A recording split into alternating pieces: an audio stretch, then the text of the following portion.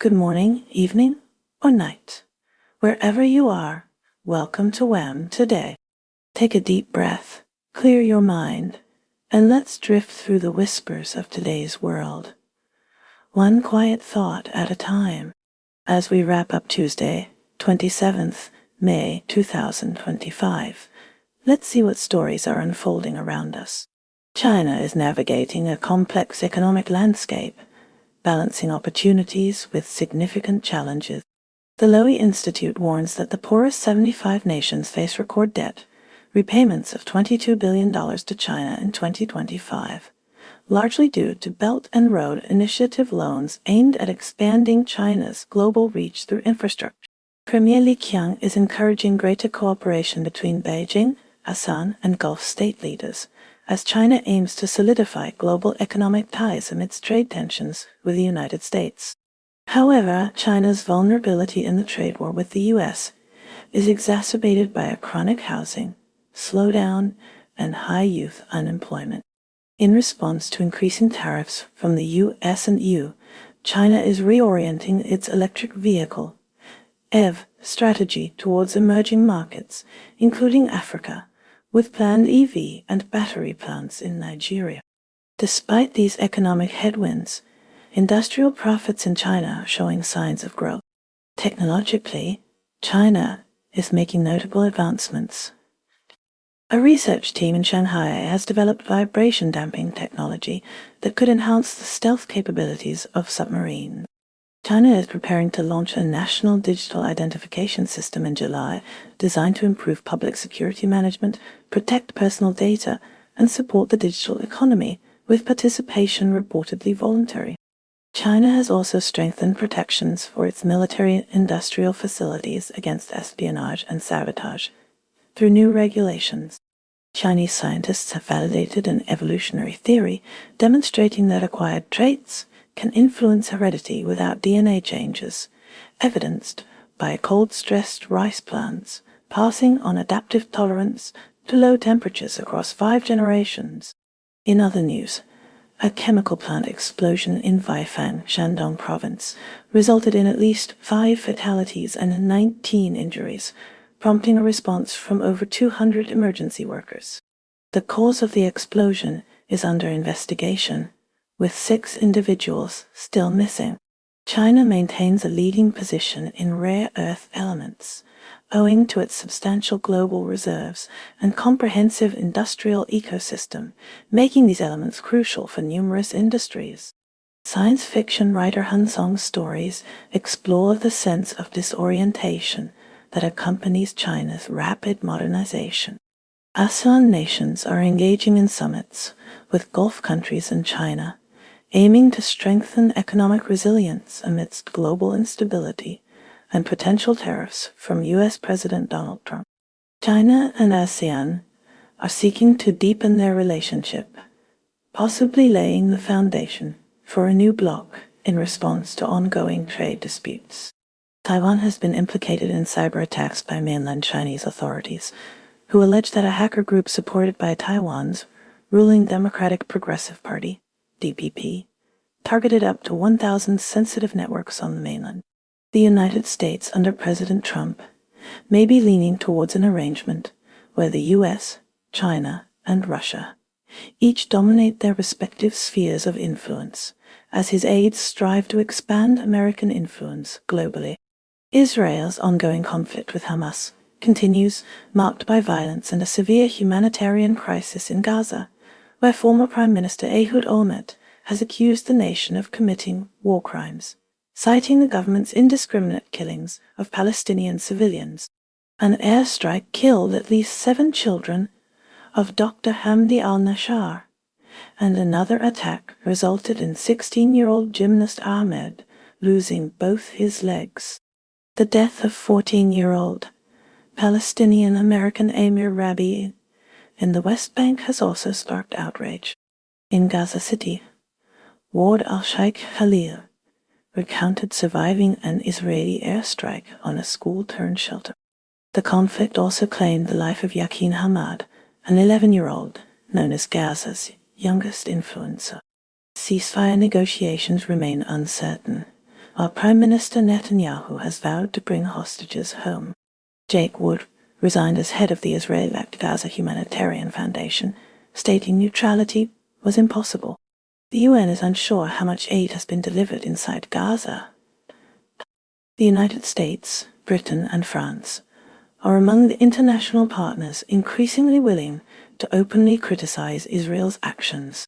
Saul Takahashi commented on the EU's shift in tone toward Israel's war on Gaza, calling Europe's harsh words for Israel a positive thing. In Jerusalem, tensions are escalating, highlighted by Israeli nationalists chanting death to Arabs during their annual march, causing Palestinian shopkeepers to close early, and confrontations between far-right Israelis, Palestinians, and other Israelis. India's stance against terrorism was reaffirmed by Asaduddin Owaisi, representing the government in a delegation to the Muslim world, quoting the Quran to emphasize that killing one innocent person is equivalent to killing all of humanity. India is also reportedly pushing undocumented immigrants, including women and children, back to Bangladesh after they were detained by Delhi police in operations targeting illegal immigrants in Outer Delhi. Simultaneously, industry leaders are calling for more robust reforms to bolster India's competitive edge, as it is projected to overtake Japan as the world's fourth-largest economy, with a nominal GDP of $19 trillion in the 2025-26 financial year, according to INF forecasts. Continuing with regional tensions, India and Pakistan's strained relationship persists, with Indian parliamentarians addressing Pakistan on global platforms regarding an April attack that resulted in 26 fatalities, which India attributes to Pakistan and brought the two countries close to war. This conflict underscores a reduction in Track 2 diplomacy, with fewer civil society participants working towards resolving issues such as Kashmir. Both nations are also involved in a drone arms race, indicating a new phase in Asian security dynamics. A recent conflict between India and Pakistan also served as a live trial for Chinese arms, revealing weaknesses in Chinese fighter, aircraft, and air defense systems. Turning to the United States, the U.S. Embassy in India has cautioned that U.S. student visas could be revoked if students discontinue classes or miss classes without notifying the embassy, advising students to comply with visa requirements and maintain their student status. Lastly, concerning environmental issues, a cargo vessel transporting oil and hazardous materials has sunk off the coast of Kerala, India, leading to the release of oil and hazardous materials into the surrounding waters. Ukraine has seen Russian forces seize control of 4 villages in the Sumy region. Russia is also allegedly planning to integrate the Zaporizhzhia nuclear plant into its power grid. These actions have occurred amidst heightened conflict, including a major drone attack. Russia's Vladimir Putin has faced criticism from Donald Trump, who believes Putin seeks complete control of Ukraine following significant air attacks. Russian state media also promoted a video depicting Emmanuel Macron and his wife in what appears to be a playful exchange. Germany is working to solidify its role in NATO, positioning itself between Russia and the United States. Chancellor Friedrich Merz attended the inauguration of a German brigade in Vilnius, Lithuania, focused on reinforcing NATO's eastern border. The United States may soon see federal agencies instructed to terminate all government contracts with Harvard University, potentially affecting around $100 million in funding. Sleep scientist Dan Yang has left the country to work in China, reuniting with Muming Pu after 35 years of research collaboration. United Kingdom. KFC is set to inject nearly £1 50 billion into its UK and Ireland operations over the next 5 years, with expectations of generating significant employment opportunities fueled by the increasing popularity of fried chicken. Meanwhile, Reform UK leader Nigel Farage hesitated to commit to preserving the pension's triple lock, even as he proposed large-scale tax reductions without specifying how they would be financed. In legal news, over 800 lawyers, academics and retired senior judges, including former Supreme Court justices, are pressing the UK government to sanction the Israeli government and its ministers. They also suggest considering suspending Israel from the UN, pointing to the necessity of enforcing fundamental international legal responsibilities. In other news, far-right figure Tommy Robinson, legally known as Stephen Yaxley Lennon, has been released from prison ahead of his initially planned release date in late July. Russia and Ukraine. Against a backdrop of stalled diplomatic attempts for a ceasefire and diminished U.S. engagement, Russia has increased the intensity of its attacks on Ukrainian cities and military sites. Adrian Ramsay, co-leader of the Green Party of England and Wales, has advocated for stricter sanctions against Russia. He argues that President Putin's escalated attacks on Ukrainian civilians are based on the assumption that he will not face consequences. Ramsay stressed that stronger sanctions are vital to compel Russia to participate in meaningful peace talks to end the conflict. Israel. The call for sanctions against the Israeli government and its ministers has grown as over 800 legal professionals and retired judges in the UK are advocating for punitive measures. They have also suggested contemplating Israel's suspension from the UN, citing violations of international law in Gaza. They warn these violations could create global anarchy if unaddressed. Germany witnessed convictions in the Volkswagen Dieselgate scandal, with 2 former managers sentenced for fraud. Meanwhile, in Düsseldorf, a trial commenced for a suspect accused of murder and terrorism related to a knife attack in Solingen.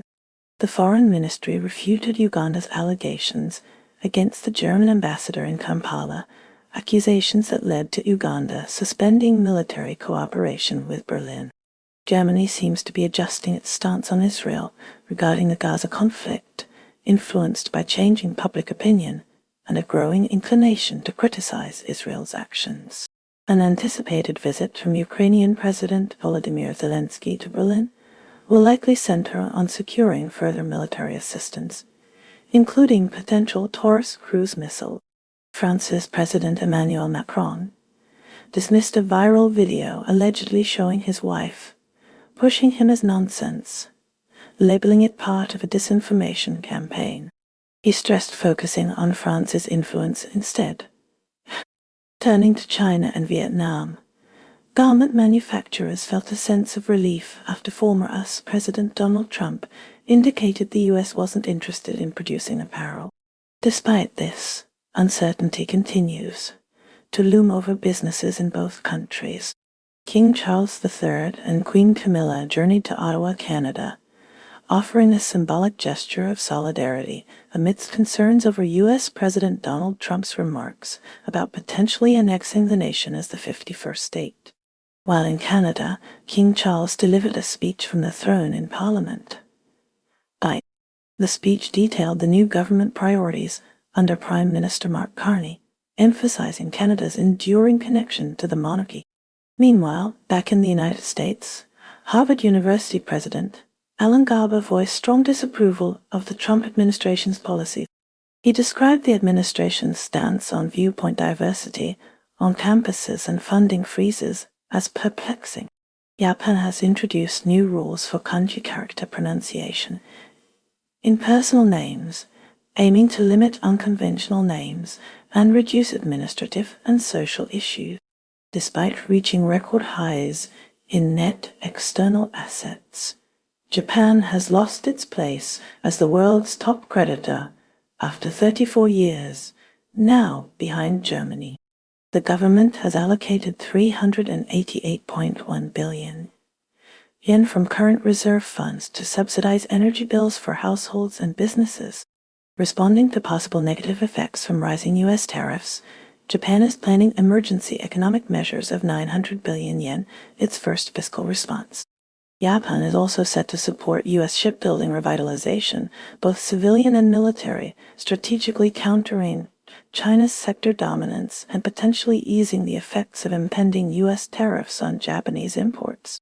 Nissan Motor Corp, experiencing financial losses, is banking on its e-power technology for a turnaround.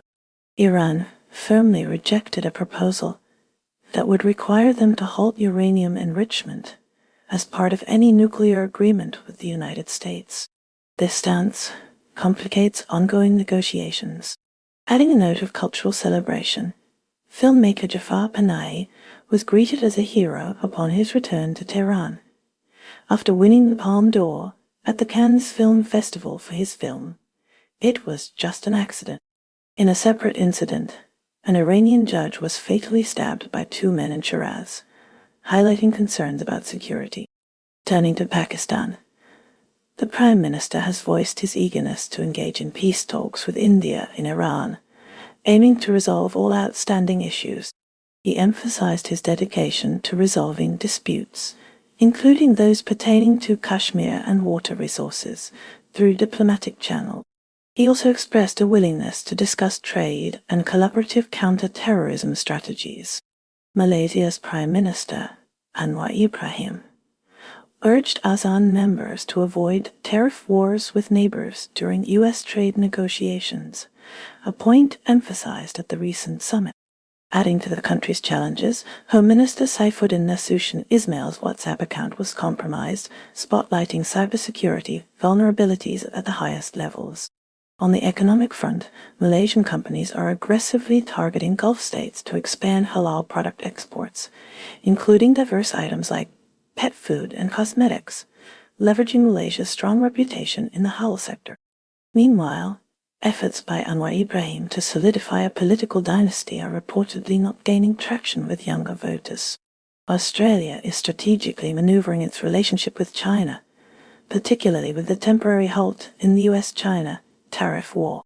This pause allows Australia to pursue its trade and diplomatic interests independently amidst evolving regional dynamics. In Sydney, the Men's Government's housing strategy faced a setback when Australian Turf Club members rejected the proposed sale of Ross Hill Racecourse, designated for a major development of 25,000 homes. New South Wales is dealing with the impact of severe storms, unprecedented flooding, and massive dust clouds. Charlotte Walker, who turned 21 on the day of the federal election in May, has been declared Australia's youngest senator.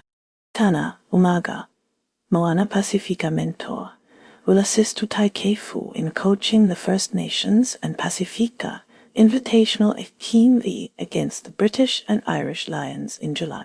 A proposed land sale to Tesla for a battery factory in Adelaide is facing strong opposition, with 95% of submissions rejecting the plan, citing concerns over Elon Musk's brand disruption. United States. Jessica Rogas, a Venezuelan mother, has fled the United States with her two children from Missouri, fearing their potential loss. They are now in Puerto Ogaldia, near the Darien Gap. In trade news, the United States and the European Union have agreed to postpone the imposition of 50% tariffs until July 9th. Further discussions between officials are planned. European Union, after a phone conversation between European Commission President Ursula von der Leyen and President Trump, the European Union secured a delay on the 50% tariffs until July 9th. This postponement allows for renewed negotiations with United States officials, aiming to resolve the trade dispute. United Arab Emirates. The United Arab Emirates is expanding its influence across Africa, capitalizing on its substantial financial resources. This comes as the United States and other prominent economic powers scale back their investments, aid programs, and overall engagement in the African continent. Pakistan's Field Marshal Asim Munir reportedly presented a doctored image of a Chinese military exercise bearing resemblance to a 2019 Chinese military release. Tragically, a police officer was killed by gunmen while protecting polio workers in southwestern Pakistan. Recent clashes with India have bolstered the military's public image within Pakistan, potentially empowering Imran Khan's political adversaries and creating hurdles for his release from jail. Furthermore, wildlife authorities in Pakistan confiscated a pair of African lions and apprehended a man observed walking one in public while armed with an automatic rifle. South Korea is gearing up for a snap presidential election on June 3rd following the removal of Yoon Suk-yeol from office on April 4th, a move that underscores the nation's sharp political divisions. The wife of the leading conservative candidate is independently campaigning, aiming to weaken the liberal frontrunner and his spouse's public image. Former acting presidents Han Duck-soo and Choi Sang-mok are currently under investigation for alleged involvement in last year's martial law unrest, leading to a travel ban imposed upon them. In aviation news, Korean Air, Jeju Air, and Toei Air have been collectively fined $60 million for violations of the Aviation Safety Act, as determined by the Ministry of Land, Infrastructure, and Transport. Turning to the United States, President Trump and members of Congress are pushing for measures to revitalize the U.S. shipbuilding industry. This includes subsidies and penalties aimed at ships constructed in China. This initiative is occurring alongside concerns regarding the productivity of a Philadelphia shipyard owned by the South Korean conglomerate Hanwha, which produces considerably fewer ships compared to shipyards in South Korea. Nepal witnessed Tamirita, the celebrated Everest man, scaling Mount Everest for a record 31st time. This 55-year-old Sherpa has consistently summited the 8,849-meter peak every year since his initial ascent in 1994. Simultaneously, a British expedition's swift Everest climb and descent, accomplished in under a week with the aid of xenon gas, sparked controversy. The Nepalese government and various mountaineering groups voiced strong disapproval of the team's methods. Saudi Arabia firmly denied reports that it was planning to legalize alcohol sales, dismissing rumors that had circulated online. Separately, football star Cristiano Ronaldo hinted at a possible departure from Al Nassr, fueling speculation about his future with the Saudi Arabian club as his contract nears its end this summer. Bangladesh finds itself at odds between its army and government. The disagreement centers around the proposed Myanmar corridor, with the army vowing to protect national security and sovereignty. Meanwhile, in Myanmar, the ongoing violence and humanitarian crisis are causing alarm among ASEAN leaders. However, concrete action against the ruling junta remains limited, despite the continued suppression of civilians since the coup 4 years ago. Syria remains gripped by the fears of relatives of those killed in March attacks on Alawite towns, who worry the perpetrators are still free. Haida, a survivor, witnessed the murder of 11 family members in Al-Sanabah. In contrast, some Syrians in Aleppo celebrated President Trump's decision to lift sanctions this month. A Minnesota couple faced a harrowing ordeal to rescue their ISIS-affiliated son's children from a Syrian desert camp.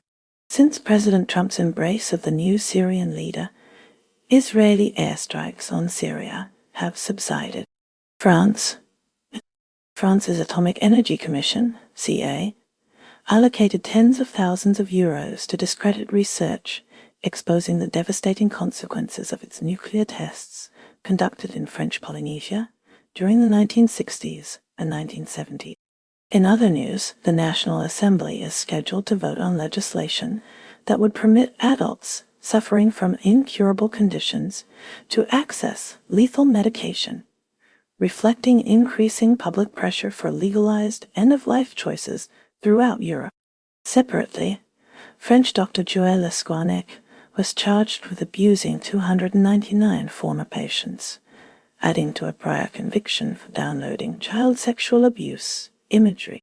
Brazil sees the posthumous release of How to Save the Amazon, a book by Dom Phillips and Bruno Pereira, completed by their associates, accompanied by Guy the Guardian's investigative podcast. In related news, President Luiz Inácio Lula da Silva, was treated for labyrinthitis. Football news sees Carlo Ancelotti, formerly of Real Madrid, appointed as Brazil's national team coach. The United States seeks a fresh Asian alliance to counterbalance China's growing influence. Turning to Greece, Moulavasia is witnessing a heated debate among its residents.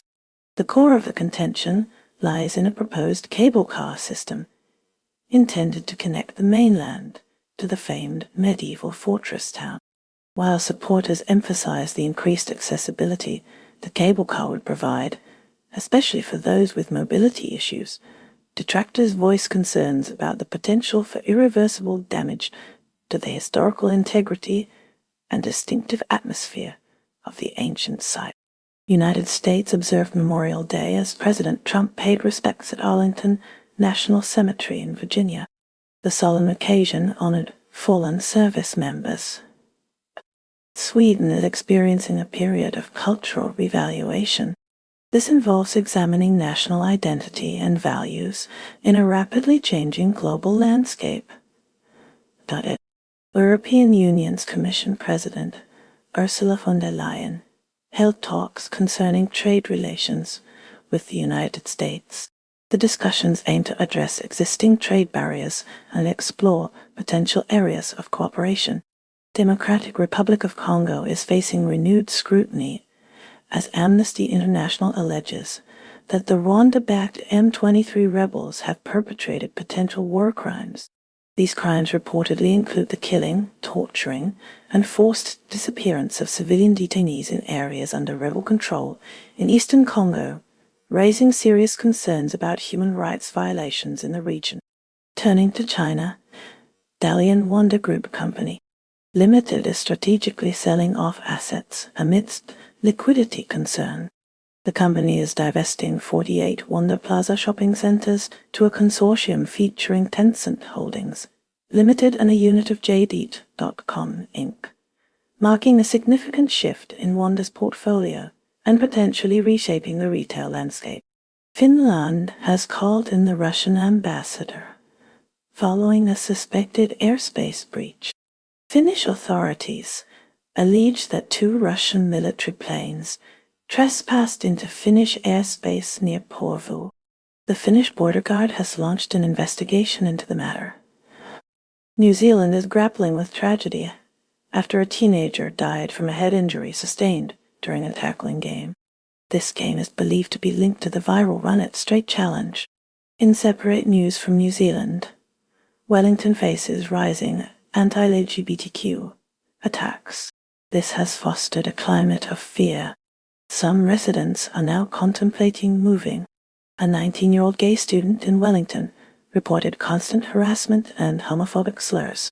Gaza's humanitarian crisis persists, demanding urgent aid delivery to its struggling population. The situation requires a more in-depth examination to fully grasp the challenges and the relief efforts underway. Harvard University finds itself embroiled in a conflict with the Trump administration. The specifics of the dispute are not provided. Corporate America is witnessing a pullback from diversity, equity, and inclusion (DE) programs. This retreat has led to the elimination of thousands of positions, reflecting a considerable change in corporate values and workforce strategies. The United States is set to experience significant reductions in national security and intelligence roles under the Trump administration. Senator Marco Rubio has described the restructuring of the National Security Council, NSC, as a hallmark of President Trump's potential second term, characterized by substantial downsizing. Argentina is considering a bill to legalize abortion, potentially becoming the first major Latin American country to do so. President Alberto Fernandez sponsored the bill, and his party holds the majority in the lower house, where the vote will occur. Shifting gears, President Javier Milei will accept the $1 million Genesis Prize in Israel at a Knesset ceremony on June 11. President Milei will also address the Israeli parliament during his visit. Australia is experiencing increased scrutiny over its immigration policies, particularly concerning the detention of individuals with visa cancellations. Recent reports have highlighted cases of prolonged detention and legal challenges to the government's approach. Furthermore, the Australian government is investing heavily in renewable energy projects, aiming to reduce carbon emissions and transition to a more sustainable economy. The initiatives include solar, wind, and hydroelectric power, with significant funding allocated to research and development. Brazil is grappling with rising deforestation rates in the Amazon rainforest, sparking international concern. Environmental organizations are pressuring the government to strengthen enforcement measures and combat illegal logging and mining activities. Meanwhile, Brazil's economy is showing signs of recovery, with increased exports and foreign investment contributing to positive growth. The government is implementing fiscal reforms to stabilize the economy and attract further investment. Canada recently announced new measures to support its healthcare system, including increased funding for mental health services and initiatives to reduce wait times for medical procedures. Prime Minister Justin Trudeau emphasized the government's commitment to ensuring access to quality healthcare for all Canadians. Canada is also facing ongoing discussions regarding its trade relationship with the United States, particularly concerning tariffs and trade barriers. Negotiations are underway to address these issues and strengthen economic cooperation. China is expanding its presence in the South China Sea, raising tensions with neighboring countries. Recent reports indicate increased military activity and infrastructure development in the disputed region. Concurrently, China's economy is experiencing a slowdown, prompting the government to implement stimulus measures to boost growth. These measures include tax cuts and infrastructure spending aimed at stimulating domestic demand. Austria has seen former Chancellor Sebastian Kurz acquitted of perjury after being accused of making false statements to a parliamentary inquiry. The inquiry concerned alleged corruption. Kurz had testified about his role in appointments to the state holding company OBAG. Prosecutors alleged he lied about his involvement. The court found insufficient evidence to convict him. Kurz had resigned in 2021 amidst corruption allegations. Turning to Canada, Prime Minister Justin Trudeau's government is facing increasing pressure to address rising housing costs. The national average home price remains high. Interest rate hikes have further strained affordability. Opposition parties are calling for immediate action. The government is considering new measures to increase housing supply. They are also exploring options to curb speculative investments. The United States is allegedly using the threat of deportation to South Sudan as a scare tactic to deter unwanted behavior from immigrants. This strategy reportedly aims to influence immigrant communities through fear. Meanwhile, in South Sudan, the situation remains fragile as the country grapples with ongoing political instability and humanitarian crises. The prospect of increased deportations from the U.S.